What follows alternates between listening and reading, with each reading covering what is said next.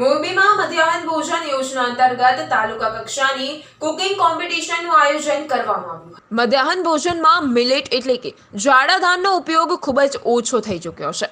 ત્યારે મિલેટનો ઉપયોગ લોકો વધુને વધુ કરે અને એમડીએમમાં પણ મિલેટનો ઉપયોગ કરી કેવી વાનગી બનાવી શકાય તે માટે મામલતદાર કચેરી મધ્યાહન ભોજન શાખા દ્વારા અત્રેની માધાપરવાડી કન્યા શાળા ખાતે પીએમ પોષણ અંતર્ગત શાળાઓમાં ચાલતા મધ્યાહન ભોજનના રસોડાના સંચાલક કુકિંગ સ્ટાફ માટે કુકિંગ કોમ્પિટિશન યોજાઈ હતી, જેમાં ગિબ્સન મિડલ સ્કૂલના સંચાલન ઠાકર તન્વીબેન જયદીપભાઈનો પ્રથમ નંબર તેમજ વજેપરવાડી શાળાના અને કોમલબેન હર્ષદભાઈ ગોર ખીજડીયા શાળાના હેતલબેન મેસાવણિયા બંને માર્ક સરખા થતા ચિઠ્ઠી નાખી બીજો અને ત્રીજો નંબર નક્કી થતા હેતલબેનનો બીજો નંબર અને કોમલબેનનો ત્રીજો નંબર થયો હતો.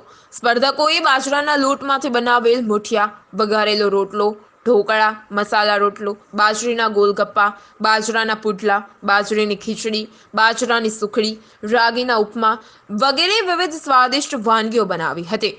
કુલ 6 નિર્ણાયકોએ તમામ સ્પર્ધકોની વાનગીઓનું ઝીણવટપૂર્વક નિરીક્ષણ કર્યું હતું અને કુલ 600 માર્ક્સમાંથી પ્રથમ, દ્વિતીય અને તૃતીય નંબર નક્કી કર્યા હતા.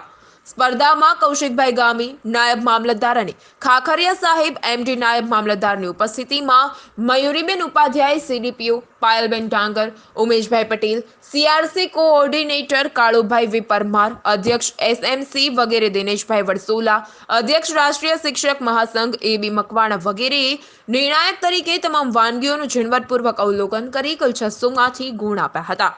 મધ્યાહન ભોજન કચેરીના સ્ટાફ પ્રિતેશભાઈ તેમજ મહાદેવભાઈ ઊંટવડિયા, બળવંતભાઈ સનારિયા, મધ્યાહન ભોજન સંચાલકના મંડળના હોદ્દેદારોએ વગેરે ખૂબ જ જહેમત ઉઠાવી હતી અને સમગ્ર કાર્યક્રમનું સંચાલન, આયોજન, વ્યવસ્થાપન દિનેશભાઈ વડસોલે કર્યું હતું.